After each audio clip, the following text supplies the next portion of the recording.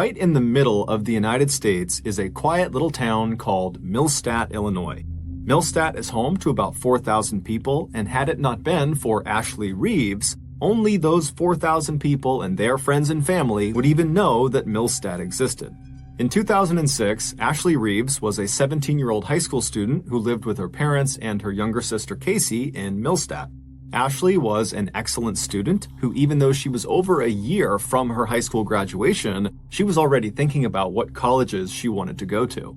She was also extremely likable and outgoing, and she had this huge, infectious smile, and so she had tons of friends, and she had a very serious boyfriend who her parents adored. His name was Jeremy, and he was a high school student as well.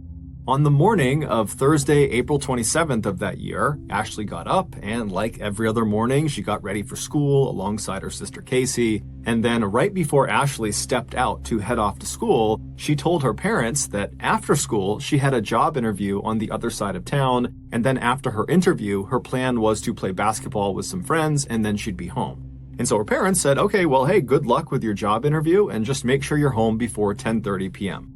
And so Ashley said, no problem, I'll see you tonight, and then she left.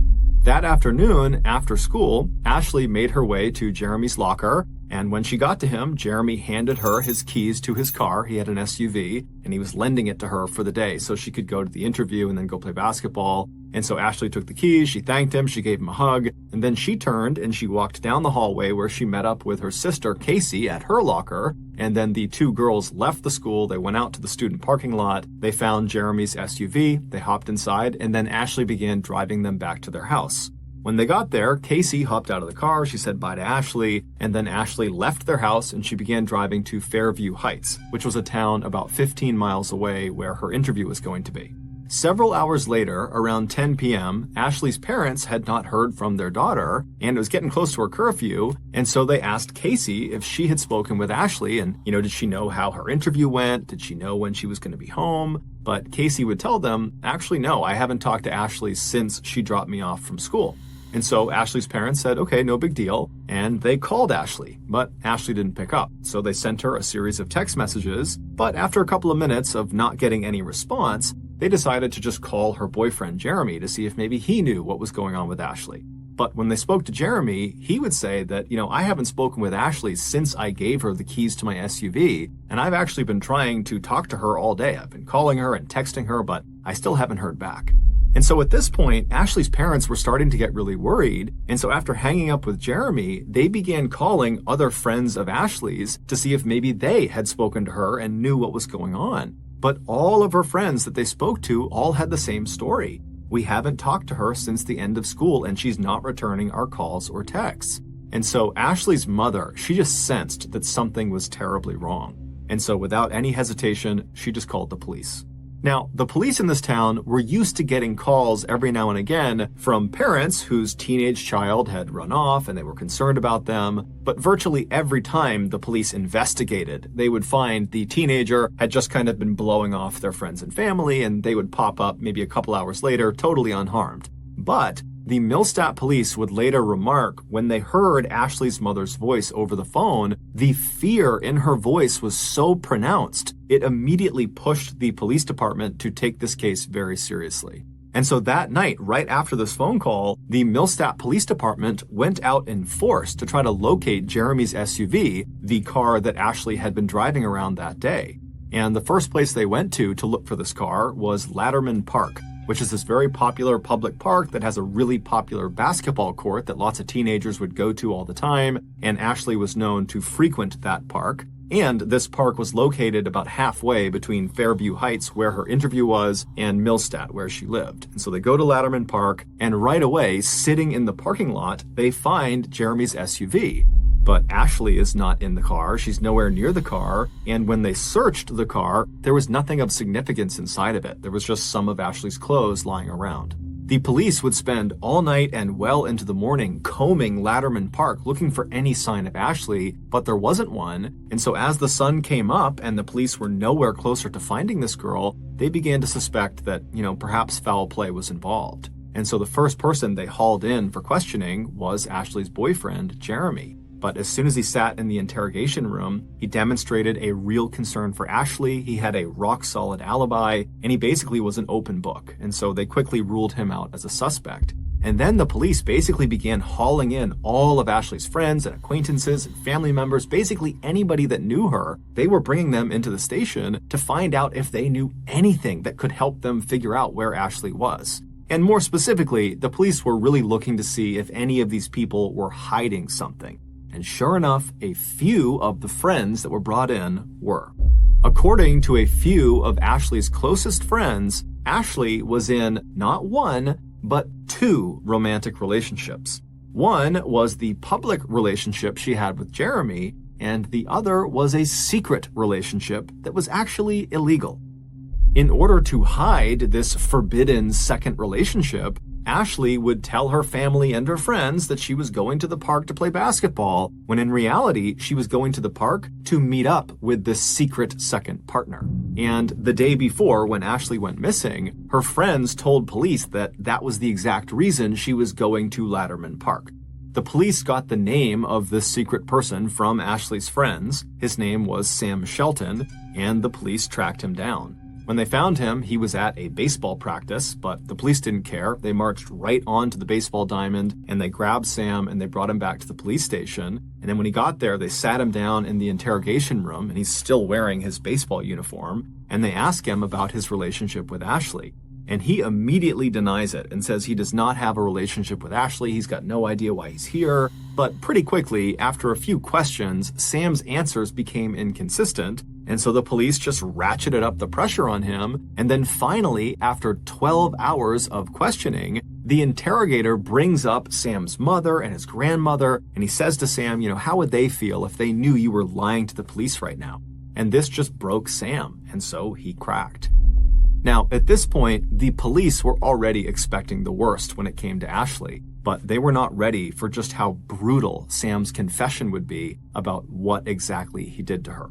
The following is an account based on his confession. 30 hours earlier, Ashley wrapped up her interview in Fairview Heights, and she made her way to Latterman Park to meet up with Sam. And now it's not clear exactly how they met up, but eventually the two of them did connect and they made their way over to Sam's car where they became intimate. Afterwards, the two are sitting in the front two seats of Sam's car. Sam is in the driver's seat and Ashley is in the passenger seat. And while they're sitting there, something happens that causes this huge fight between the two of them. And at some point, Sam tells Ashley to get out of the car. But Ashley refuses. She wants to talk to him. She wants to deal with their issues, but Sam's not having it. And so he gets so mad at her that he lunges across the center console of the car and he puts Ashley into a vicious chokehold. Now, he tells police his plan was to kind of yank her out of the car, but he squeezed so hard around her neck that he heard this loud popping sound coming from her neck. It was the sound of her neck breaking. And so as soon as he heard it, Sam let go and Ashley kind of crumpled forward and hit the front dashboard of the car. And so Sam is staring at her, wondering what he should do. He's kind of looking around, making sure no one saw what he just did. And then he reached over and lifted her back up to see if she was still alive. And he saw she was. But instead of trying to get her help, he decides right then and there, he's going to kill her.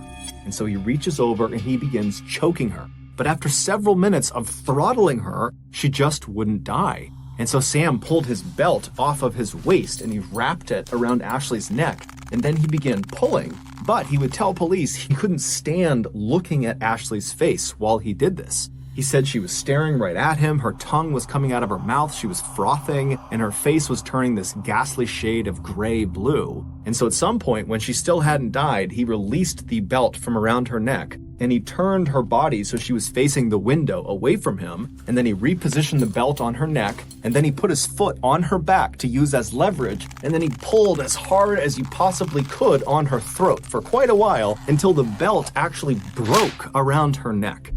And then at that point, he checked to make sure she was dead, and when she was, he stuffed her down into the floorboards in front of the passenger seat, and then he drove several miles across town to another park called Citizens Park that was very heavily forested. And once he parked in the parking lot, he looked around to make sure no one was watching, and then he dragged Ashley's body out of the car and deep into the woods where he abandoned her.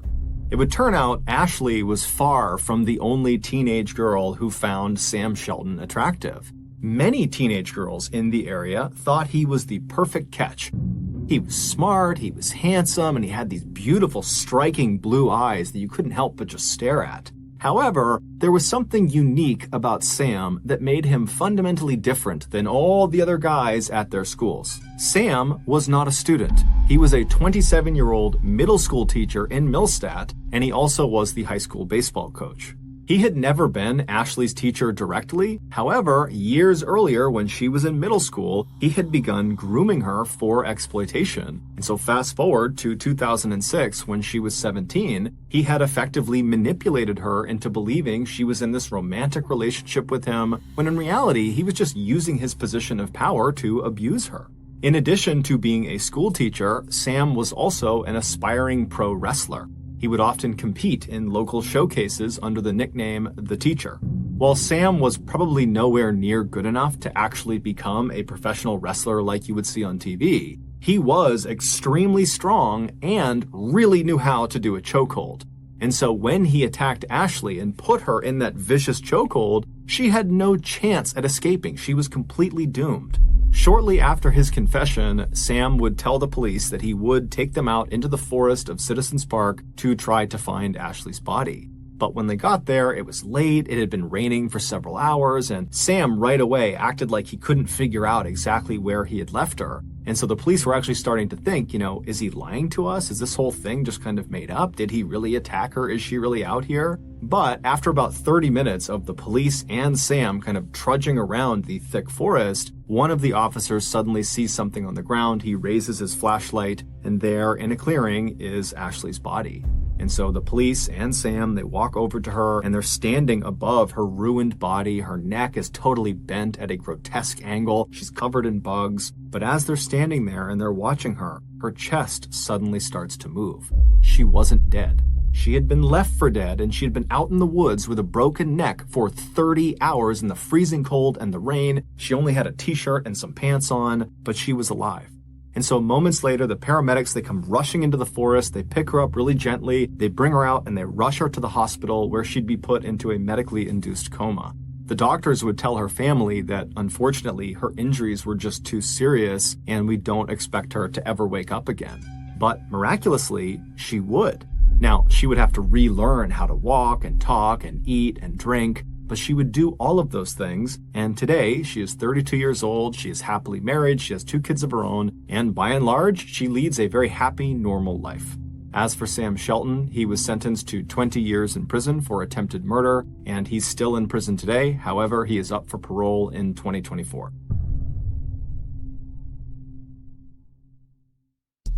The next and final story of today's episode is called What Happened in Room 348. On September 15, 2010, a 55-year-old man named Greg Flanagan checked into the Elegante Hotel in Beaumont, Texas to start his work week. As a young man, Greg had worked as a chief engineer on ocean-going vessels, spending months out at sea. But in his middle age, he had reinvented himself as a landman. It was Greg's job to secure leases of mineral rights and land for drilling. Greg was slender and fit-looking despite the fact that he never exercised and he smoked constantly. He kept a close-cropped white beard, and he had the leathered skin of a lifelong outdoorsman. Every Monday morning, Greg would make the 2-hour commute in his pickup truck from Lafayette, Louisiana, all the way to Beaumont, Texas, where his company would always rent him a room. The hotel itself was neither good nor bad, but to Greg, he didn't care. He just needed a bed and a TV. Once Greg walked inside, he had a bathroom immediately to his right, and then a little bit farther in was the main section of the hotel room, which was very basic. Straight ahead, there was a window that looked down onto a small pool that was lined with potted plants. And then in the main space was a queen-size bed tucked up against the right wall, and then on the left wall was a TV. Greg wheeled his one suitcase into the hotel room, and he put it at the foot of the bed, and he opened it up. He pulled out the shirts that he wanted to keep wrinkle-free for the week, and he hung them in his closet. Then he pulled out his toiletries that were kept in a cloth bag with a hook, and he hooked those onto a towel rack. Then he took off his very worn brown boots and his faded blue jeans, and he slipped on some pajama pants. Anytime Greg stayed at the Elegante, he rarely left his room. There was a bar downstairs, but he wasn't a big drinker or socializer. He preferred to just have quiet nights alone in his room watching TV. So that night, Greg cranked the air conditioning to make sure it was as cold as it could get. He liked to sleep in a very cold room. And then he hopped on his bed and he put 2 big pillows behind his head and he rested up against the headboard. And then he took a towel and he laid it out next to him. And on the towel was his ashtray, his cigarettes, his lighter, his phone, the TV remote, and a candy bar. Then he picked up the TV remote, turned it on, flicked through the channels until he landed on one that was playing Iron Man 2, and he thought, good enough. Put the remote down, picked up his candy bar, opened it up, he ate a piece of his candy, and then he grabbed a cigarette, lit up a cigarette, and he began smoking. The following morning, Susie, Greg's wife, did not get a call from her husband. And he always called her every morning that he was gone. That was their routine, and this was a big break from their routine. And so she tried calling him, and his phone rang and rang and rang, and he never picked up. And so then she called his Beaumont office, and he didn't pick up. But after the second or third time she called, his coworkers picked up the phone, and they said, hey, Greg's not here. He hasn't come into work yet. And Susie felt concerned. She felt like something was wrong. And she said, do you guys mind just going to his hotel room and knocking on his door and making sure he's okay? And they said, sure, we'll go over there. So the 2 coworkers head over to the hotel. They knock on Greg's door. He doesn't answer. And so they go down and get the manager, who comes up and opens Greg's door. And right away, they find Greg lying dead in the middle of his hotel room. The way Greg was positioned when they found him, it looked like he had fallen to his knees and then fallen again onto his face, and his left arm got kind of tucked underneath his body, and still in his 2 left fingers was a cigarette that had not fallen from his hand that had burned down to the wick. The room was exceptionally warm, and Greg's skin was grayish blue. Immediately after seeing Greg, the 2 coworkers called 911. Shortly after the ambulance arrived at the hotel, Detective Scott Apple arrived in his cruiser. Apple was a short guy, very, very fit. He had silver hair that he spiked up. He looked 100% cop, and he worked basically 24/7. When he got up to room 348, there was no sign of a break-in, nothing had been disturbed inside of the room, and there was no blood or obvious wound on Greg, with the exception of a slight abrasion on his cheek when he came down and hit his face on the rug. He looked around the room and he found Greg's wallet that was sitting in the back pocket of his jeans, and there was hundreds of dollars in his wallet that had not been taken, so he ruled out robbery. He went out into the hall and he began interviewing the other occupants of the surrounding rooms, and no one had heard anything and no one had seen anything. He went back into the hotel room and he began looking around for drugs of any kind or any substance that Greg might have taken that could have contributed to his death, and there was nothing. No prescription pills, no alcohol, nothing. Later that day, after the family had been notified of Greg's passing, his grief-stricken wife, Susie, called Detective Apple, and she said, my husband did not take good care of himself. He had a terrible diet. He's been smoking like a chimney since he was a young teenager, and he never saw a doctor. And I always told him that if he wasn't careful, something like this was going to happen. I always worried that he might have a heart attack or something. So at this point, not only does Greg's family think he died of natural causes, Detective Apple also thinks the same thing. He's thinking about what he saw in the hotel room, and there's no sign of any foul play. It just looks like a guy whose lifestyle caught up to him. Greg's body was sent to Dr. Tommy Brown, who in Beaumont, Texas, he was like the medical examiner. He'd been doing this for years and years. Dr. Brown had read ahead that they believed Greg had died of a heart attack or something like that. And when his body was wheeled in front of him, there was nothing he saw right away that contradicted that theory. The only 2 marks that the doctor noted on the outside of Greg's body was the small abrasion on his face from where he landed on the rug, and then he also had another small abrasion on his crotch. But beyond that, the rest of his body was completely unblemished. When he looked inside of his body, it looked like someone had literally just crushed his insides. His torso was full of blood, food from his intestines had been ripped outside, he had ribs broken, internal organs were lacerated, and there was a hole in his heart. Dr. Brown was really confused at what he was looking at, because the severity of Greg's internal injuries were more consistent with someone who had been in a severe car crash or who had had a really heavy object land on them, but Greg didn't have any significant external injuries that would support either of those 2 things happening to him. And he was found in the middle of a hotel room where there was nothing disturbed and no one had apparently seen or heard anything. And so Dr. Brown says, look, I don't have all the answers here, but this was not natural. This is a homicide, and my best guess is he was beaten to death. I know it doesn't really make sense because there's not any external injuries, but he suffered some significant trauma from somebody else, and that's what killed him. When Detective Apple got this report from the medical examiner, he was just as confused as Dr. Brown was, but his attention turned to, okay, well, if he's been murdered, who would want to murder him? And he began digging into Greg's background, and he found that he was universally liked. He was known for being incredibly courteous and polite. He kept to himself. He was in love with his wife, and his wife loved him back. There was no evidence of some scandal in the background. He was just this really nice, normal guy, and it didn't make any sense why anybody would want to kill him.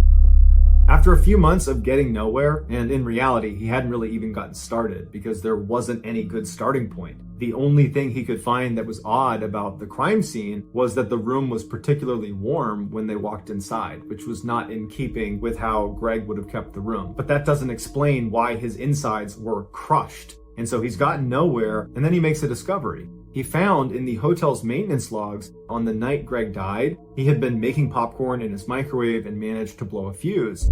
And it wasn't just his power. Maybe Greg didn't know this, but he cut the power to both the room next to him on his right and on his left and below him. And so he calls down to the front desk, and a maintenance guy came up and he reset the breaker. This opened the door to two theories. The first theory is the maintenance guy, who did have a criminal record, when he came up to fix the breaker, he attacked Greg. But that was wildly speculative, and there was no evidence to suggest that the maintenance guy would do that, and so that was quickly ruled out. The other theory was Greg's neighbors in room 349 were these two electricians who were big partiers and drinkers, and so Detective Apple suggested that maybe when Greg accidentally cut the power to their room, they were really annoyed, and they went outside in the hall and they saw Greg, and they somehow realized he was to blame for this, and in a drunken rage, they attacked him and killed him, and that's what killed Greg.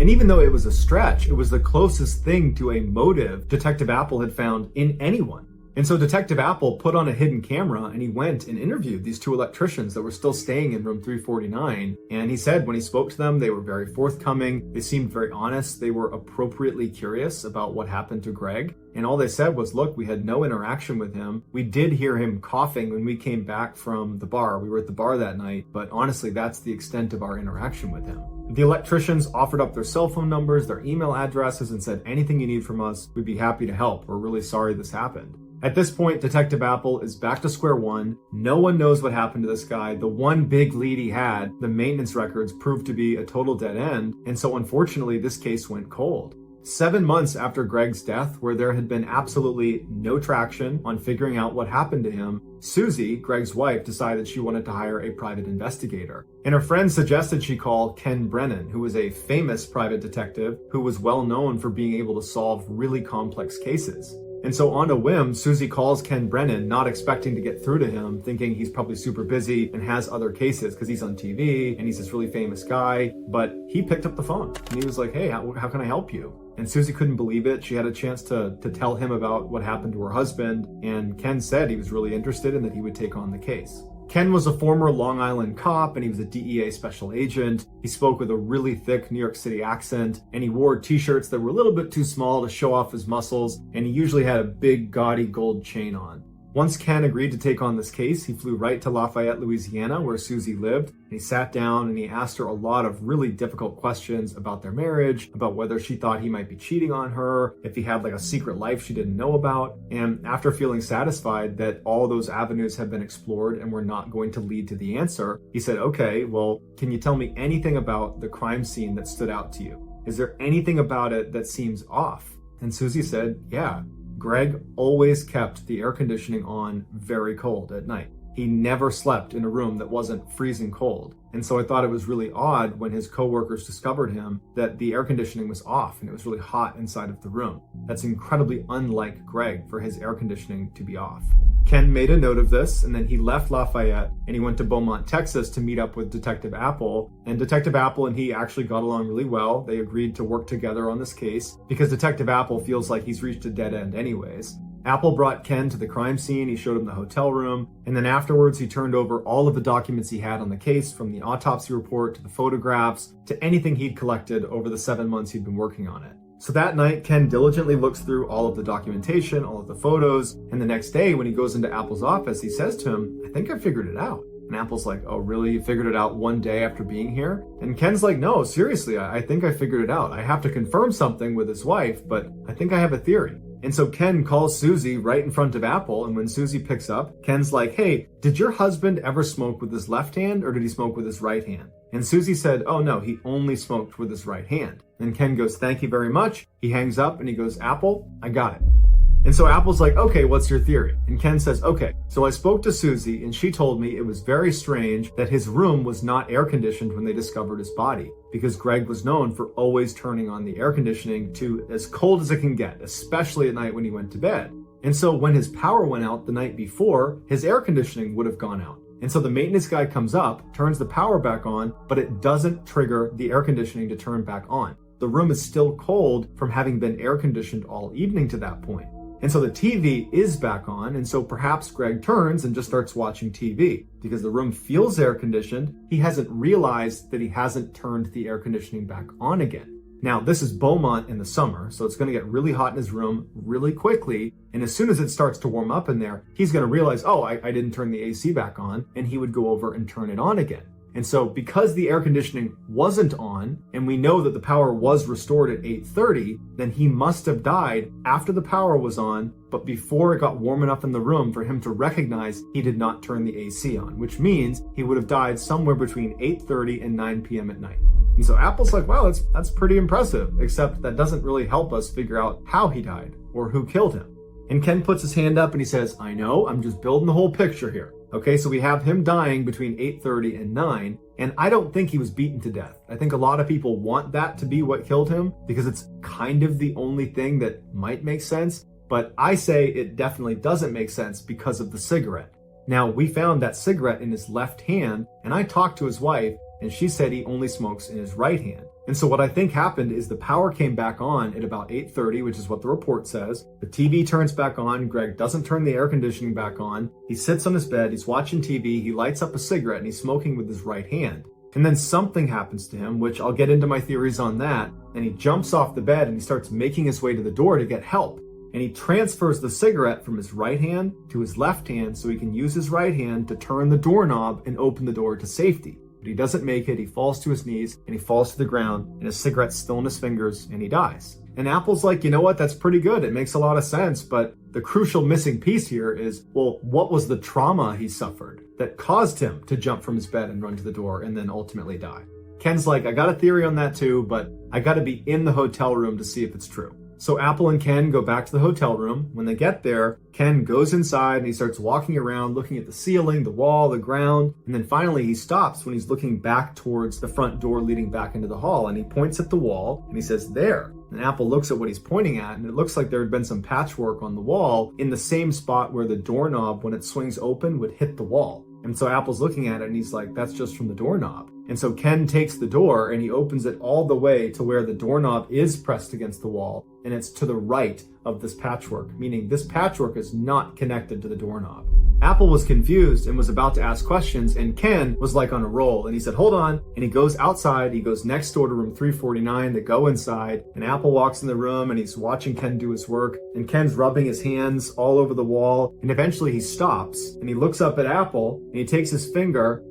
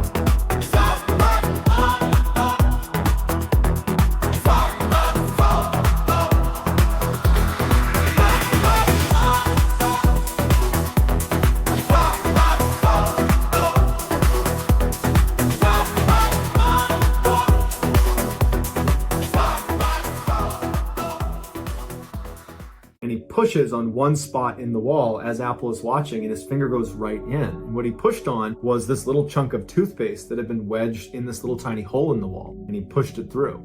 Apple brought in a crime scene investigations unit who carefully excavated both sides of this wall, and they shined a laser from 349 into Greg's room, and the trajectory of the laser going through this hole lined up perfectly with where Greg would have been sitting on the bed, smoking cigarettes, eating candy, watching a movie. So Ken and Apple go back to the medical examiner, Dr. Brown, and they say, look, you missed something because Greg got shot. And unfortunately, Greg's body had already been cremated, but they did have the pictures to look at from the autopsy. And sure enough, they find that little tiny laceration in his crotch was actually an entrance wound. And then when Dr. Brown pointed out there was a hole in the heart, it kind of lined up with the trajectory that bullet would have been traveling through his body. Dr. Brown realized he had made a mistake, and he changed the autopsy report to reflect a gunshot wound. Ken and Detective Apple re-interviewed one of the electricians that had been in room 349 that was in the room where the gunshot had originated from. His name was Lance. And when they brought him in, they said, this is totally routine. You know, it's been 7+ months since Greg's death. And what we're doing is any of our witnesses, we want them to sign a statement, basically attesting that this is what I saw or didn't see.